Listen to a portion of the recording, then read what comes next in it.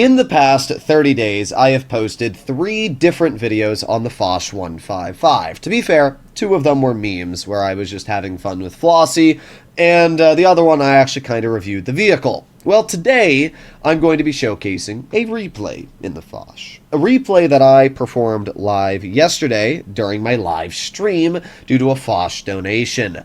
Every stream or so, somebody donates for the Foch just because of the fact that Flossie and I made our meme videos, so it's just the running joke. And I actually like the Foch quite a bit. As I've said in many of my videos ever since day one, I've always rather enjoyed this vehicle. And ever so lately, I've been using the 155mm armament. It features very good DPM at over 3,000, decent dispersion, great penetration, especially because it's AP standard instead of APCR like the 155 autoloader.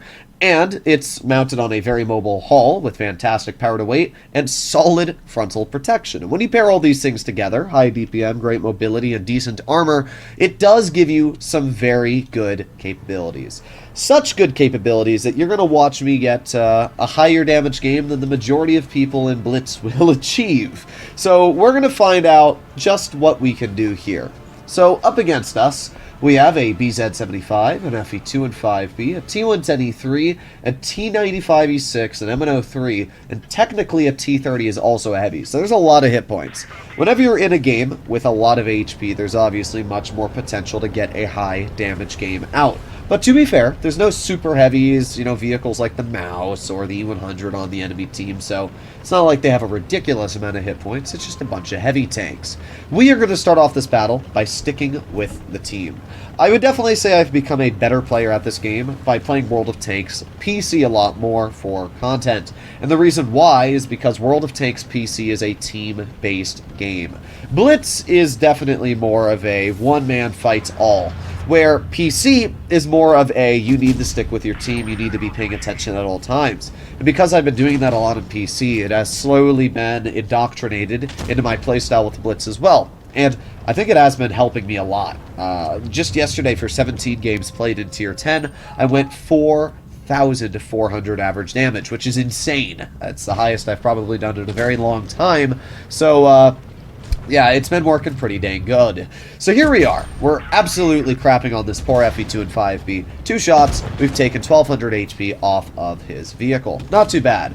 BZ75 shoots at my E6, and I don't want to put this adrenaline to waste, so might as well aim it on the T30, and there you go. Nice 559 damaging shell into his vehicle.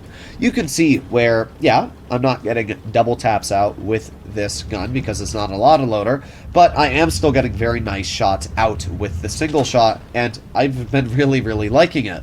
The other advantage of the single shot, well, first of all, I don't even know what to say. Well, here's what I will say. The Foch 155, as it says in the name, is a 155mm armament. And what that means is that it does have the ability to absolutely demolish modules, which we did right there. So we're going to angle. The T30 bounces my roof, and we're up to 4,400 damage already. To be fair, half of that damage is from a single shot, which is kind of insane.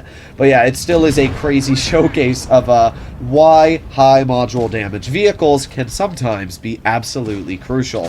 So I know the E6 is a threat, but I also know the BZ75 needs to go. I'm not able to HE him, but that's alright. We get a nice 622 damaging shell out.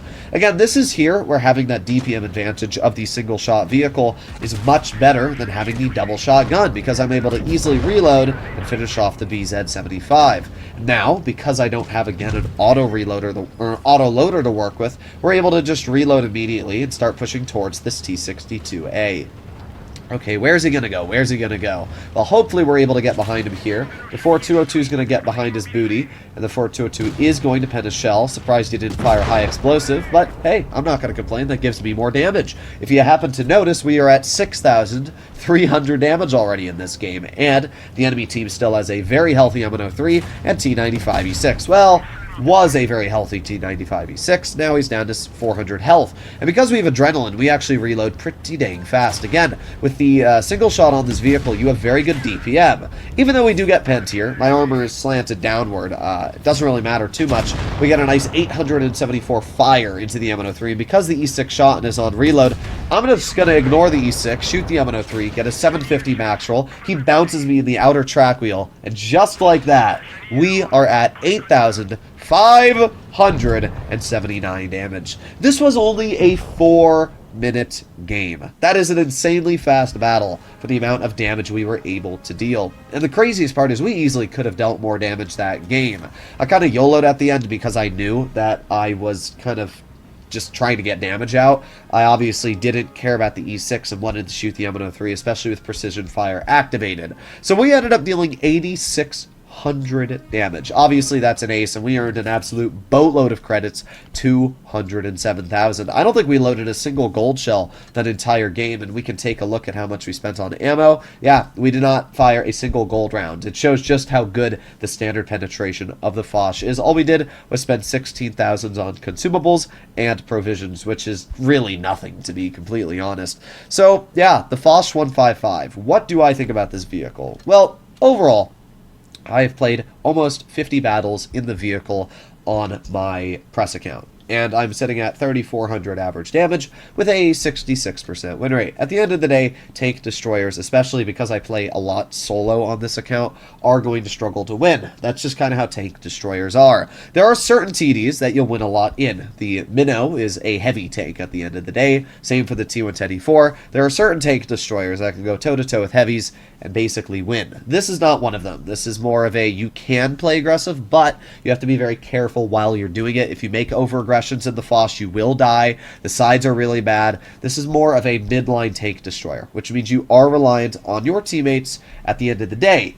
But as I did say, this is a very, very capable vehicle, and you saw that there. I mean, even with that ammo rack taken out, we still did a lot of damage. What I find crazy about that game is if we didn't get that ammo rack, that game might have been a loss. As you saw, that game was pretty close in the end. I was a one-shot. To be fair, I did play pretty aggressive and bleed my health at the end because I wanted that damage, but still, I was a one-shot. We did have a pretty healthy 4-202, but they would have had a full health E3.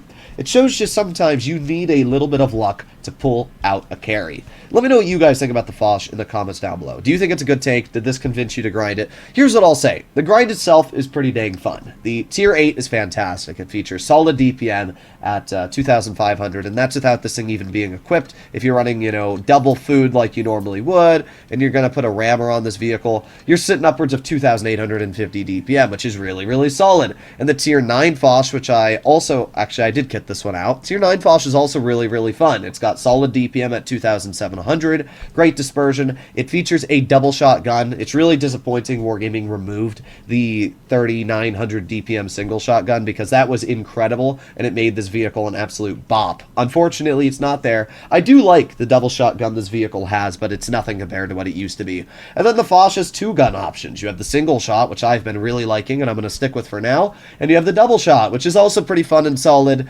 But yeah, the whole line I think is fun. I think the mobility is great, and it's a whole unique playstyle that a lot of people discount from being great. I'll see you in the next one. Bye-bye.